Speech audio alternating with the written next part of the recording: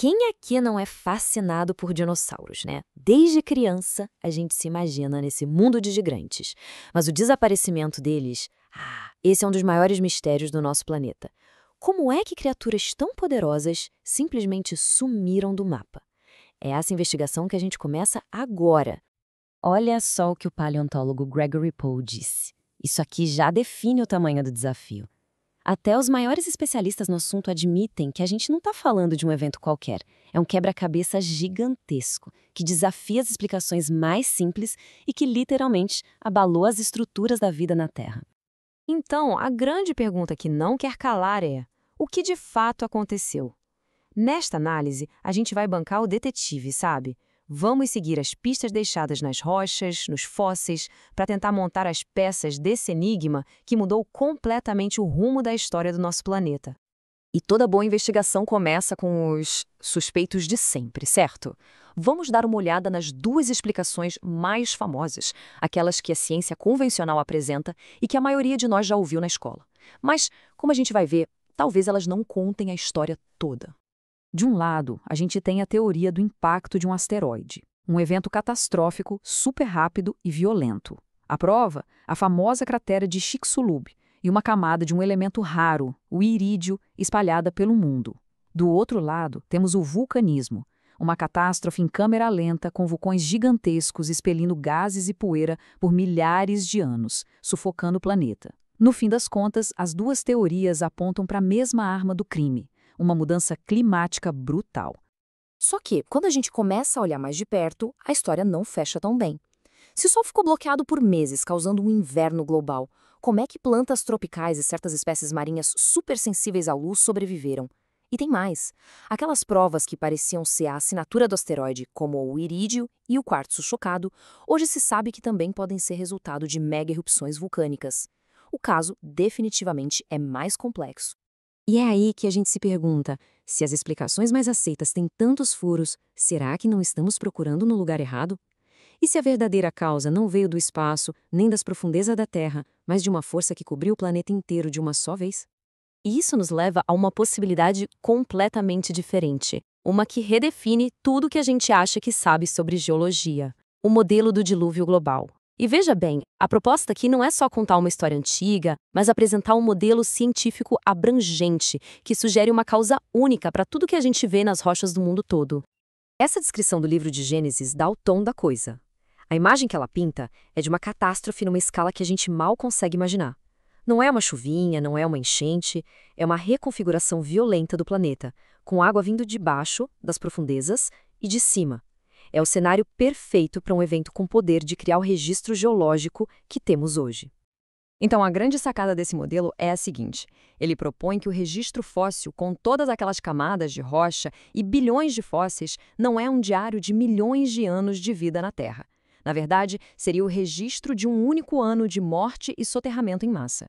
Um evento global e super rápido que explica por que a gente encontra bilhões de seres vivos enterrados em lama que virou rocha no mundo inteiro. Agora, papo reto, se um evento desse tamanho aconteceu de verdade, ele teria que ter deixado provas por toda parte, certo? Não dá para esconder uma catástrofe global.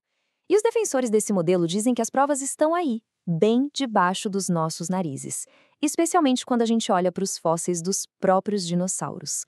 Uma coisa muito interessante é que os fósseis de dinossauros raramente são encontrados sozinhos, bem arrumadinhos. O que se encontra, na verdade, são imensos cemitérios de dinossauros. Imagina um emaranhado gigante de ossos de centenas, às vezes milhares de animais, todos amontoados. Isso tem cara de morte lenta e gradual ou de um soterramento rápido e violento causado por uma catástrofe com muita água e lama? Para a gente ter uma ideia da escala disso, olhem para esse número: 10 mil. 10 mil dinossauros do tipo bico de pato. E não é que eles estavam espalhados por uma região enorme. Não, estavam todos juntos numa única e fina camada de rocha. Uma enchente de rio, por maior que seja, não faz isso. A escala aqui sugere algo continental, se não global. E os detalhes nesse cemitério são fascinantes. Os ossos estão quebrados, desarticulados, o que grita evento violento. Muitas vezes é uma única espécie encontrada junta, o que sugere que um rebanho inteiro foi pego de surpresa. E o mais intrigante, cadê os filhotes? Fósseis de bebês são raríssimos. A explicação, segundo esse modelo, é que eles eram os mais frágeis, os primeiros a serem levados pelas águas e seus ossos delicados simplesmente se desintegraram. Mas a história não é contada apenas pelos ossos dos que morreram. Os últimos momentos dos que ainda estavam vivos, preservados como pegadas na lama, contam uma história igualmente dramática. Uma história de pânico e fuga. Pensa comigo. A gente tem bilhões de pegadas fossilizadas. E a esmagadora maioria delas está em linha reta, todas indo para a mesma direção. Bicho passeando não anda assim. Isso é comportamento de fuga, de manada correndo desesperada de alguma coisa, como o avanço das águas. E, de novo, a gente quase não encontra pegadas de filhotes ou daqueles dinos mais lentos e pesadões. Eles simplesmente não conseguiram escapar para deixar suas marcas. Certo. Se o dilúvio foi o evento que enterrou a maioria dos dinossauros e criou o registro fóssil, então surge uma pergunta inevitável. E os que não foram enterrados? Como alguns teriam sobrevivido? Essa pergunta pode parecer surpreendente, eu sei, mas se a gente seguir a linha de raciocínio do modelo do dilúvio, ela é a próxima etapa lógica. Se o dilúvio foi um evento real e global, o que a narrativa bíblica diz que aconteceu com os animais terrestres? O raciocínio é bem direto, passo a passo, baseado no texto. Primeiro, a Bíblia diz que Deus criou todos os animais da terra. Segundo, dinossauros eram animais da terra. Terceiro, a ordem para Noé foi levar um casal de cada tipo de animal terrestre para dentro da arca. Conclusão lógica, os dinossauros devem ter embarcado também. O texto não menciona nenhuma exceção para eles.